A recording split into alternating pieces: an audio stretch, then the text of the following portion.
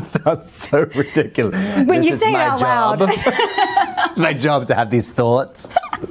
Robert Pattinson is stepping into a massive world like the Odyssey, where everything is epic, serious, and calculated by Christopher Nolan down to the last speck of dust. Of all the sets and the amount of people involved and even the story we're telling, it's just so large. And yet Robert can still sit in the middle of an interview, stare directly at the absurdity of his profession and laugh. He does not hunt for punchlines. He is simply too honest for too long, with a calmness that makes everything funnier. If you enjoy that kind of comedy that needs no warm-up, make sure to hit like and subscribe. The most interesting thing about Robert is the distance between his image and the real person. On screen, he can be a brooding billionaire, a villain full of desire, or a face that feels pulled straight out of mythology. Off-screen, one premiere night is all it takes for that entire machine to switch into low power mode, and he does not even try to hide it. Yeah. I had a premiere last night, so I'm at about 10% functionality right now. Oh, the premiere was here in New York? Yeah. Wow. Yeah, so why are you at 10% functionality? Was there a party afterwards that you went to? Yeah. Yeah? You came straight here from the party? Robert's exhaustion does not sound like complaining. It feels more like an expensive computer booting up with too many tabs already open, still functioning, but occasionally making a worrying fan noise. Other people try to look sharp in front of the camera. Robert openly lets the audience watch his operating system glitch in real time. You once said you wanted to be a rapper named Big Tub. Do you want to be Big Tub instead of being an actor? I think it would be tough now. I think there was a time when that was true. Yes or no? No. Big Tub. Maybe that is why Robert's old dreams are never told in a normal way either. He brings them up with the seriousness of someone who really did consider another path, even when the name attached to it sounds like a bathtub brand made for rappers. He does not deny the past. He simply looks at it like a business plan that would have been slightly difficult to fund. I also got a photograph at a facial. You're getting a facial, Rob? He had to do his lymphatic drainage. Literally. Meanwhile, I'm working. That seriousness allows Robert to place a very small reason next to a very big event without changing his expression at all. For him, life does not seem to have a clear ranking system. Weddings, schedules, and personal grooming all crowd onto the same timeline. Zendaya only has to glance over to realize she has just stepped into Robert's private logic zone. You told her when you started shooting, as according to her, that you said, hey, I just want you to know I used to be a pathological liar. Used to be. But now I'm not a pathological, which we decided is what a pathological liar would say if they were still a pathological liar. Robert is not only strange, he knows very well that he is strange. The problem is that every time he tries to explain himself, the explanation opens a few more suspicious doors. A confession that seems like it should clear things up only leaves the whole room wondering whether they have been reassured or quietly drafted into a brand new lie. When I first came, it was very easy to convince people that you're a member of the royal family. Well, at least you kind of know people the first time you go out to LA. You know, because I hadn't worked for sort of 3 years. I was unemployed in London. And then they're like, so what have you been doing for the last 3 years? Like, oh, I've been at RADA with Prince William. Oh, that sounds wonderful. You're English. Like, I completely believe you. That instinct was there early. When Robert needed to impress people, he did not lightly decorate the story. He built an entire castle out of a British accent, royalty, and temporary confidence.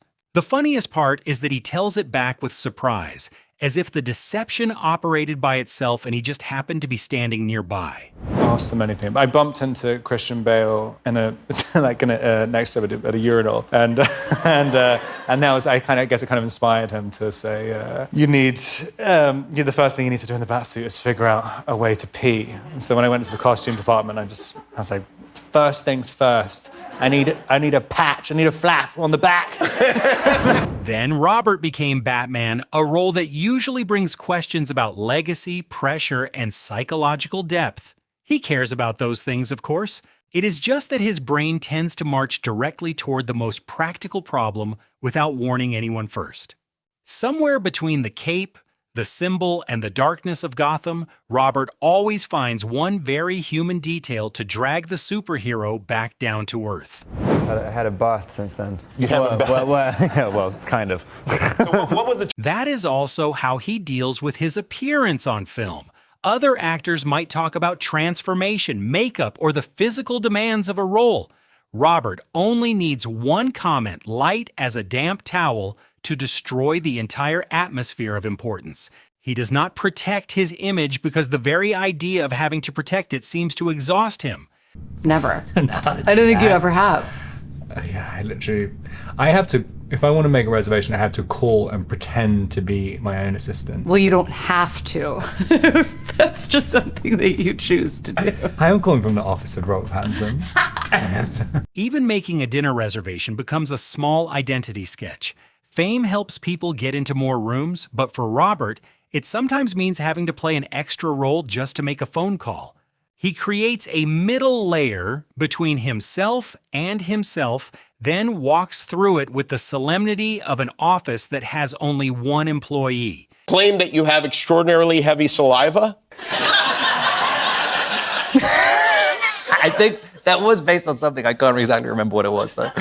I think it might be true. Well, it seems like it would be easy to check. Well, now I'm very, very aware of it now. Yeah. I think it might have got lighter. It's got a little bit lighter as I got older. And finally, Robert's anecdotes have more staying power than many movies. He once said something bizarre, and years later it returned like a lost object found under the sofa.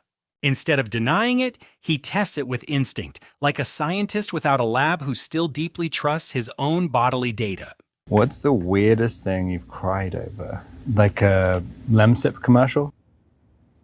A what? When you have the flu medication thing. Under that deadpan surface is a kind of sensitivity nobody can quite predict.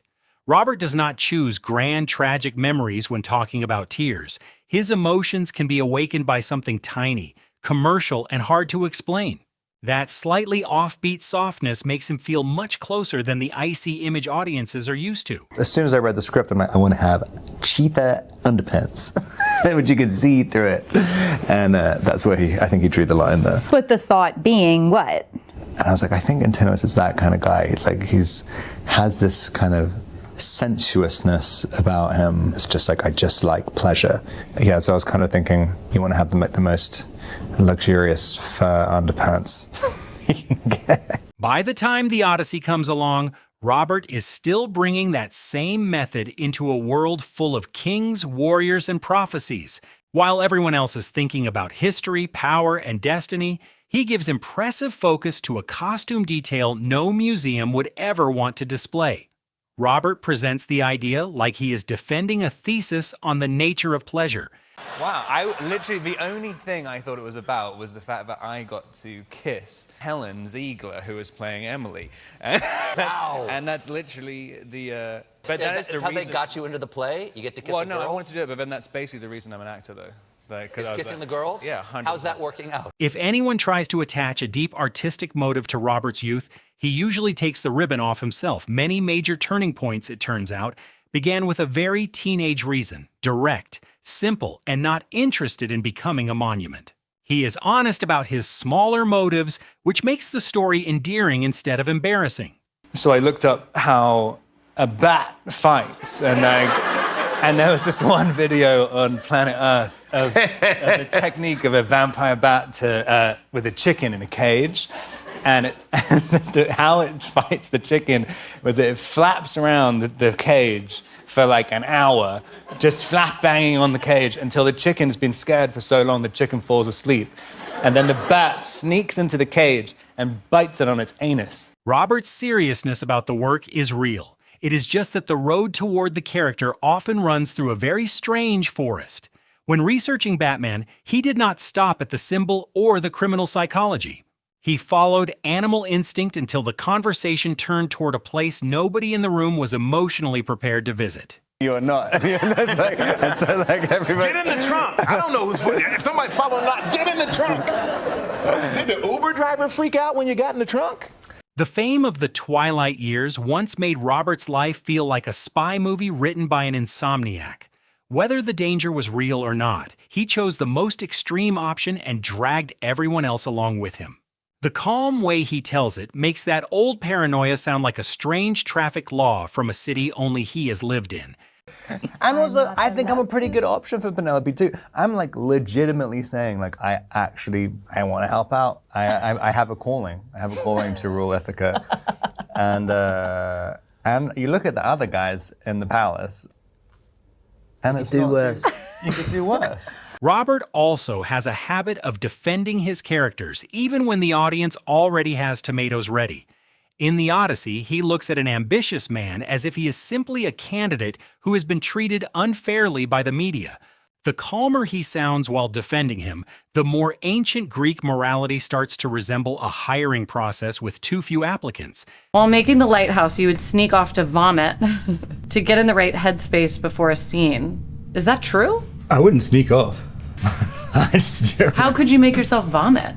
I can literally sit here and make myself vomit, like, just by thinking about it. Do you have bulimia? No. With heavy roles, many actors guard their process like a family secret. Robert opens the toolbox, and inside there is usually one item that makes the person across from him want to slide their chair back. He describes what his body can do so naturally that the line between acting technique and medical warning suddenly becomes thinner than a napkin. You said something really lovely. You said, and I quote, "She was the best actor I've ever worked with in my life." I continuously say the wrong thing in interviews, and it comes back to haunt me afterwards, especially when I'm sitting next to the other best actor. Yes, he was referring to Ty the Elephant. Interviews have left Robert with a collection of old quotes that return to haunt him at exactly the moment a co-star is sitting beside him. He does not try to rewrite history. He just watches it come flying back with the resignation of a man who knows this boomerang has his name on it. That embarrassment turns awkwardness into its own form of politeness. I got in trouble at school. I said my dad was Michael Jackson in show and tell. It was... And he'd literally given me, do you know that stuff, ginkgo biloba? Yeah. Because I just always really liked the name of the pills. And then I guess my parents were taking that. And I thought, and I had this tape, I just recorded a tape, Michael Jackson's actual album, recorded it. And said, my dad's been taking this like medicine called ginkgo biloba, and this is him singing. And I got in lots of trouble for that. Since childhood, Robert's imagination has refused to stay within the limits of reason. A funny-sounding name could become a prop, evidence, and an entire storyline before any adult had time to ask a follow-up question. He does not try to make himself sound like an adorable child. The memory comes alive precisely because he was far too invested in a ridiculous idea. You should try wearing an internal costume. It's pretty uncomfortable. I don't know what I'm going to do with this man. When you are sitting beside Robert, you have to be ready for an answer that comes from a drawer nobody knew existed. Zendaya often reacts like someone who has heard a noise in the kitchen at 3 in the morning. Maybe it is not dangerous, but there is no way to pretend everything is normal. Robert just sits there completely innocent, as if language chose its own path through him. That was a long time. I kept walking in on people I wanted to talk to the tattoo, to the piercing guy. I would kept interrupting him when he'd be in the middle of like a tongue piercing or whatever, and just be like, "So just say this line." Even his voice training can turn innocent strangers into unwilling collaborators. Robert does not merely observe his surroundings, he walks straight into other people's rhythms with too much curiosity and a very loose sense of timing. There is something both dedicated and funny about a movie star hunting for every syllable in a place where everyone else is busy. At all, I don't know what's coming out of my mouth. I mean, literally just talked about the eating bat's butthole or whatever. Oh, yeah.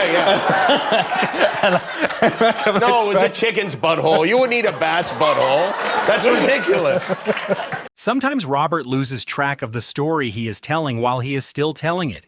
He begins with an explanation, wanders into talk show panic, crashes into an old detail, and then has to redraw the map in front of the audience. Instead of covering it up, he lets the thinking process run in public, turning the confusion into the most interesting part.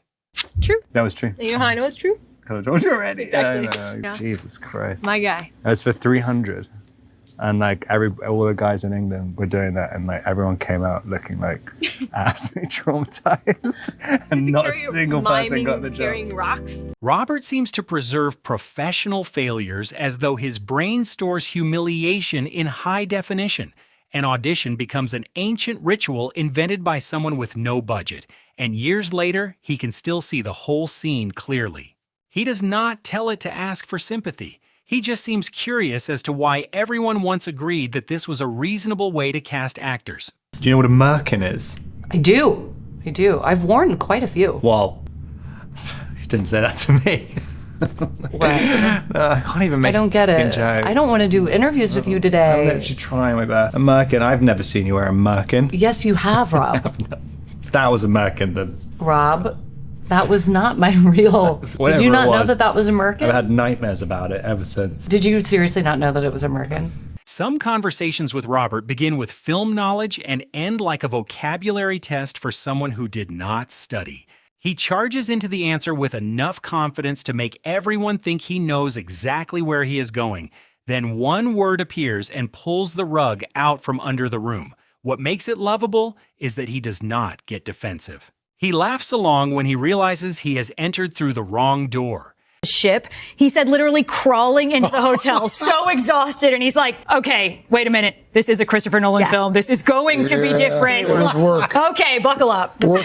At first, the Odyssey might sound like a filmmaking adventure full of beautiful weather, good food, and fairy tale scenery. But Robert steps into Christopher Nolan's project and quickly understands that epic is often cinema's way of describing a vacation with no chairs. He turns the crew's exhaustion into a small warning sign. From this point on, mythology starts charging a physical toll. That's it. There he is for that. This is not a complicated design. Even when discussing an important symbol in the story, Robert looks at it like a man judging handmade crafts at a local fair. Epic stakes, long years of waiting, and elaborate schemes are suddenly reduced to a practical observation so cold it almost takes your breath away. This is where his humor works best.